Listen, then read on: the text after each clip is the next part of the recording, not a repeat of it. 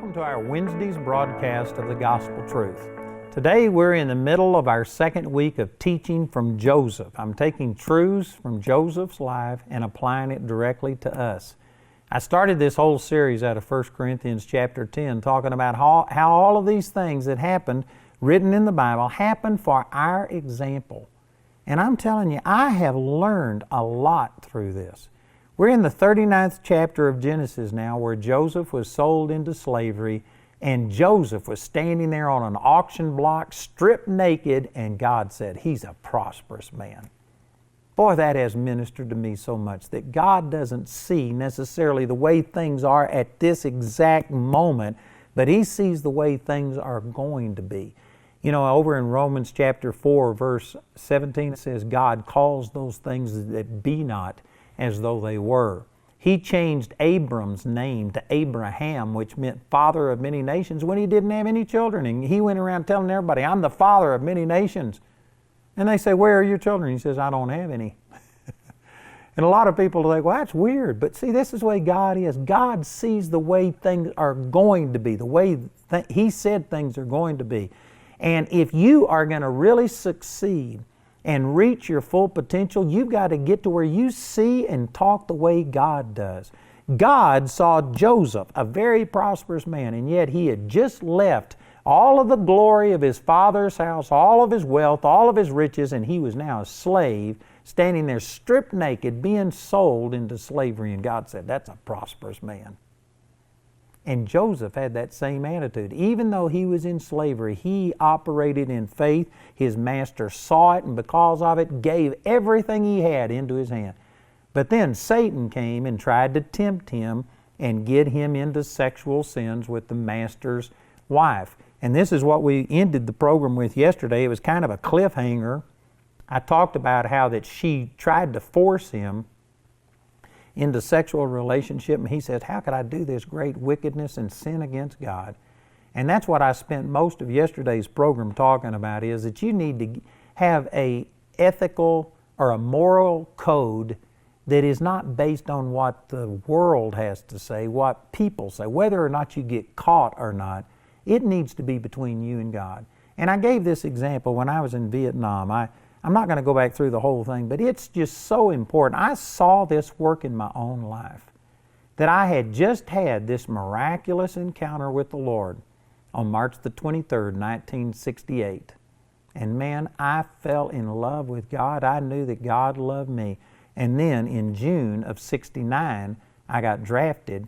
And in January of 70, I got sent to Vietnam. And in Vietnam, there was so much sin and ungodliness available, and not only available, but pressured and tried to cram down my throat, that I guarantee you, in the natural, I would have given in, except I had this intimate relationship with God.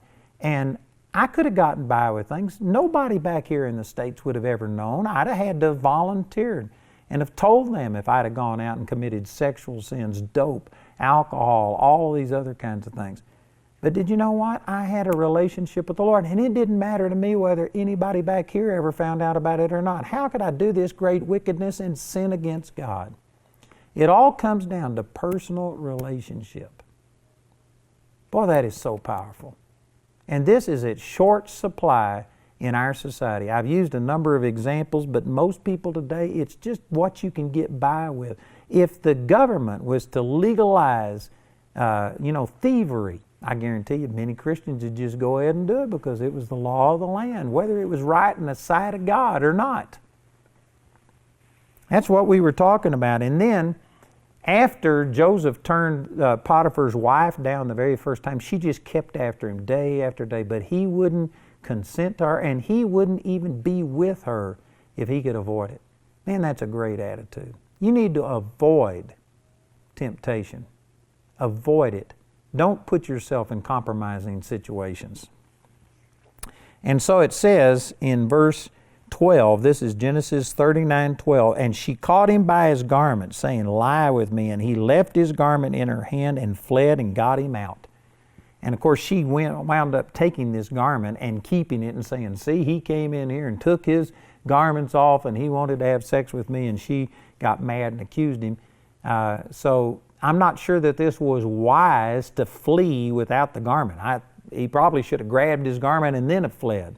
But it does show you that Joseph was not tolerating this. He was not giving in to it. I mean, he was willing to leave his coat and just run out of there. He was not going to participate in this sexual sin with his master's wife.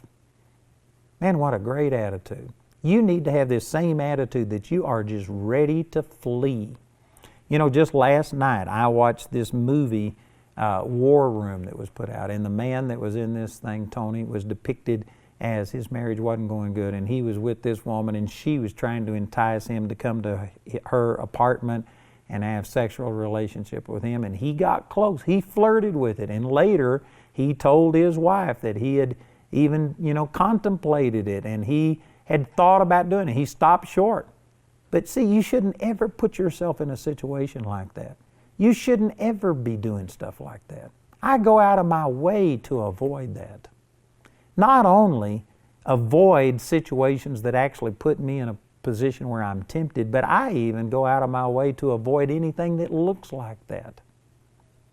Anyway, I could spend the whole program talking about that, but there's so many people today that are flirting with sin, flirting with things. They watch shows, they entertain thoughts about stuff that you say you would never do, but if you go there in your mind, then you are going to be tempted to go there in your body. You need to have this attitude that Joseph had where, man, you just flee from this. So it says in verse 13, and it came to pass when she saw that he had left his garment in her hand and was fled forth, that she called unto the man of her house and spake unto them, saying, see, he hath brought in an Hebrew unto us to mock us. He came in unto me to lie with me, and I cried with a loud voice. And it came to pass when he heard that I lifted up my voice and cried, that he left his garment with me and fled and got him out. And she laid up his garment by her until his Lord came home. This was all a total lie. It was all unjust. It was unfair. And did you know, if somehow or another you had been in Joseph's position, and if you'd been this favored son, this wealthy person, and all of these awesome things in your life, and then your brothers had taken all that from you, lied, thrown you in a pit, sold you into slavery, lied to your dad that you were dead, if you had been able to survive that attack, most people would have crumbled under this one, because they would have thought, this is totally unjust. If you could withstand one time people just coming against you and doing things, most people just have, a limited amount that they will stand and resist and do what's right when it's costing them something. They won't continue to do it. Most people on this second time, they would have said, what's the use? What did my integrity get me? I was in this position, this favored position in my master's house. I had all of this responsibility, all of these things going for me, and my master's wife lied about me. I might as well just give up. But Joseph, he still prospered even when he was sold into slavery. And when he was put in prison, he still prospered. Look at the rest of this story. It says, she spake unto him, talking about the master, according to these words, saying, the Hebrew servant which thou hast brought unto us came in unto me to mock me. And it came to pass, as I lifted up my voice and cried, that he left his garment with me and fled out. And it came to pass, when his master heard the words of his wife, which she spake unto him, saying, after this manner did thy servant unto me, that his wrath was kindled, and Joseph's master took him and put him into the prison, a place where the king's prisoners were bound, and he was there in the prison. Now, the scripture here doesn't mention that Joseph said anything. It might have been a moot point. He might not have had the opportunity to say anything. But just the very fact that it doesn't mention this, I believe, again, speaks to Joseph's integrity. Joseph didn't try and explain himself. He didn't accuse the master's wife. He didn't do any of these things. Joseph was looking to God as his source and not unto people. There's things in my life that, again, God spoke to me when I was 18 years old, put a vision in my heart of me reaching multitudes of people. And in between the time that He gave me that vision and when I'm seeing the fruit of that happen now, you know, I've struggled, and I went through times that, man, I pastored churches, and I have been through things when it looks like it was just unfair. You know, I hesitate to mention names. I'm not going to mention the names, but let me just say that somebody who's one of the largest, best, well-known ministers in the world today, their ministry is much larger than mine. When they actually got started in ministry, they came to me and went out to eat with me and asked me how to get started in ministry. They had never been on radio. They had never done things. And I gave them advice and helped them. And then, boom, they just shot past me. And I mean, their ministry is much bigger than mine, reaches more people. I just read in their magazine that they reach, I forgot exactly what it was, but it was 4.8 billion people, I think, that they claim that their television program reaches. Mine reaches 3.2 billion. I think that's pretty awesome. But they're bigger, and yet I'm the one that helped give them advice and get them started in some ways. And then they just pass me up like I was going in reverse. And you know what? I see things like that, and it makes you want to say, well, what's the use? And yet I just kept holding on to the Lord. Here's Joseph, and every time he remained faithful, it seemed like, man, it wasn't working to his advantage. He had been faithful. He didn't try and promote himself. He didn't yell about the injustice of it. He just kept doing what God told him to do.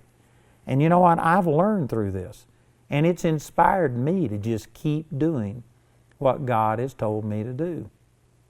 You know, I don't know your exact situation, but it's really the same thing with all of us. It's just different details, but it's the same principles. I can guarantee you, if you are going to accomplish anything for God, if God has put a dream in your heart, you're going to see other people that'll pass you up, and you'll sit there and say, well, maybe I should compromise in order to do this. Maybe I should let go of some of my integrity. Did you know if Joseph had have had sexual relationship with the wife, I suspect that wife would have, even been more favorable towards him, would have recommended him even more to Potiphar. It could have been a stepping stone to even something greater in Potiphar's house. In the natural, just in the natural way of looking at it, what was his integrity getting him? It had got him to be hated by his brothers and sold into slavery, and then in slavery he had operated in impeccable integrity, and it had got him thrown into prison. Most people would just quit and say, this isn't working. But you've got to maintain that integrity. You know, there was a movie, Chariots of Fire, that I saw many, many years ago. I used to run up to 6 miles a day, and I was a jogger, and because of that, I went to see this movie about Eric Liddell and Abrams, people that ran in, I forgot what it was, the 1920s Olympics or something like this in France. And I read about it in a Runner's World thing, so Jamie and I went and saw this movie, not even knowing that there would be any Christian principles in it. But anyway, Eric Liddell was scheduled to run this race. He was the favorite to win, but the practice or the qualifying round was run on a Sunday. And he would not run on Sunday because that violated his convictions about the Sabbath. Did you know, technically, I believe he was wrong. The Sabbath isn't Sunday. The Sabbath is Saturday. It's sundown Friday to sundown Saturday, if you want to be technical, and I believe that we've been redeemed from that. We live in a New Testament Sabbath, so technically, I don't believe that Eric Liddell was correct in those things that he was saying, but it was his conviction. And they tried to talk him out of it. They tried to get him to compromise. They said, do it for the good of England, do it for the king and all of this, and he wouldn't compromise. And so finally, one of his fellow Olympians came to him and offered to switch races with him because the qualifying round and the race were not run on Sunday, and they got out of this. And anyway, after it was over, after Eric Liddell had left, one of the people there, I think it was the Prince of Wales, said something like, I thought he had beat us. And the other one said, he had beaten us. And then he went on and made this statement, and this just really has ministered to me. He says, you sought to separate this man from the principles that he holds in his life. And that's what makes him great. You try to just look at his talent as being just a physical thing, but really his physical ability to run and stuff was an extension of his integrity, his principles, his core values that he had on the inside. And when they were saying that, boy, God just spoke to me, and it's exactly the same for all of us. There's some people, see, that have this goal of being a CEO or making so much money or doing this or whatever it is. Or if you're in ministry, you could have a desire to get into ministry and to reach all these people. And there's some people that get so goal-oriented that they somehow or another compromise along the way. They compromise their own integrity. They compromise their core convictions, thinking that, well, all that matters is the end results. Doesn't matter how you get there. But I'm telling you, God has shown me, and I see this in the life of Joseph so clearly, that Joseph would not compromise his core convictions, his principles of his life. It didn't matter if every time he took a stand for integrity, it took him lower and he went further away from his goals than just the natural. He was not going to compromise. He was going to stand on what God had spoken to him. And I believe that that is absolutely the way it has to be. In our ministry, I've got a desire, like I told you, the Lord spoke to me when I was 18 years old and told me that He wanted me to reach millions of people. And I had such a longing to do it. I became impatient. I was looking for shortcuts. But the Lord just kept showing me, don't compromise. Don't change.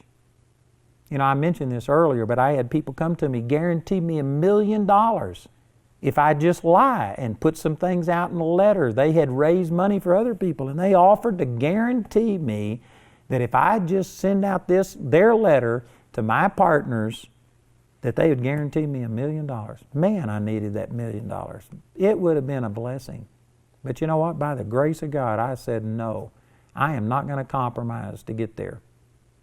And just like that example I was using about Eric Little, if somehow or another they could have got him to compromise and violate his core convictions, it was his inner integrity that made him who he was on the outside.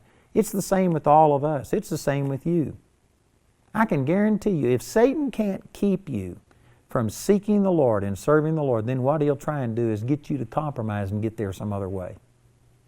It's like, when we were kids, we used to play tug-of-war. You'd get a rope, and usually across a mud puddle or something like that, you'd have a team over there pulling, and then you'd be pulling in this direction. And if it looked like that you were winning, what the other team would do every single time, before they fell into the water themselves, they'd let go of the rope so that if they didn't win, at least they were going to have you fall flat on your rear over here. They were going to get you one way or the other. That's kind of the way the devil is. He'll try and pull you and keep you from serving God and tell you not to do it. But if you're determined to serve the Lord, then he'll just let go and try and get you to compromise. He'll even try and help you to get there. As long as you compromise your convictions, as long as you take some shortcut.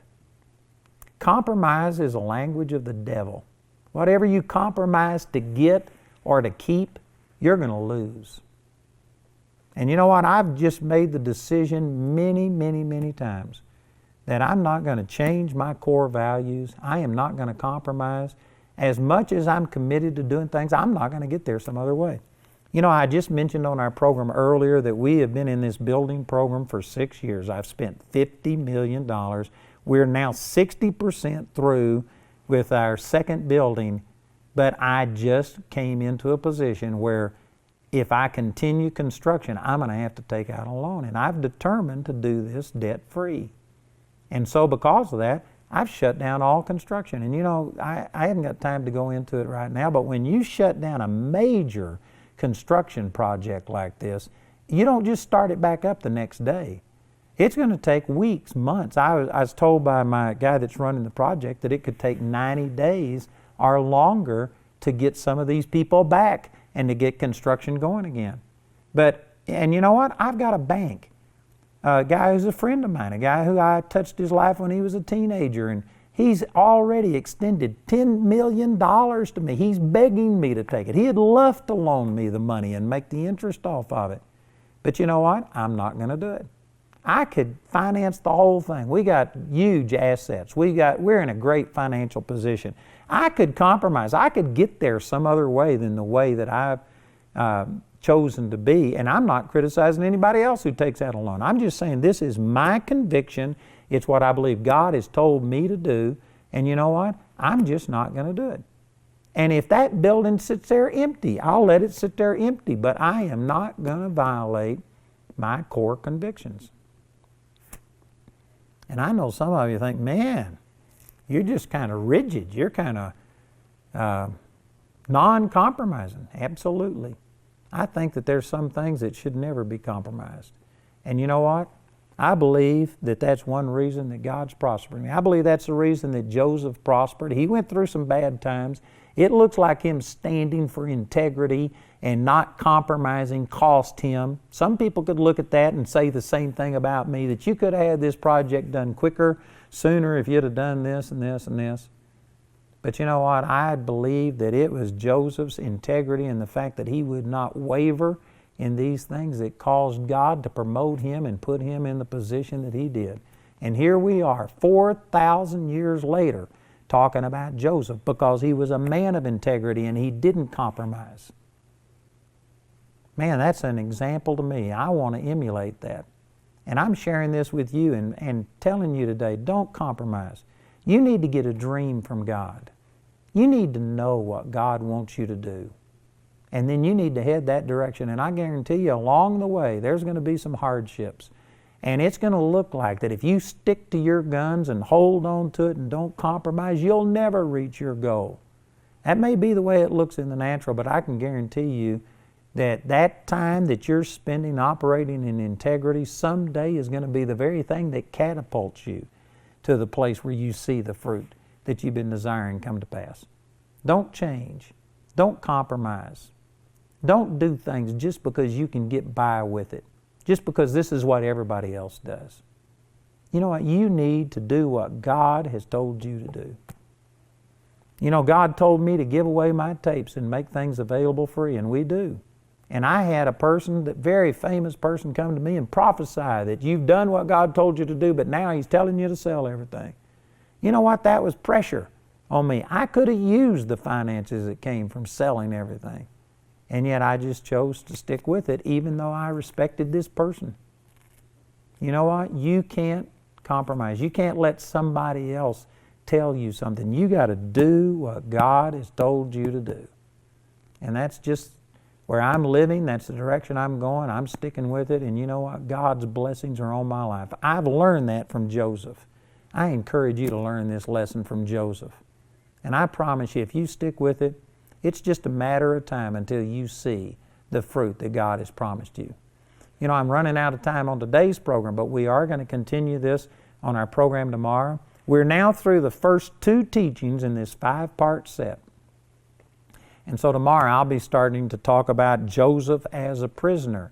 We're going to be getting into the 3rd thing. We offer each one of these individual teachings free of charge for those who could not or would not buy it.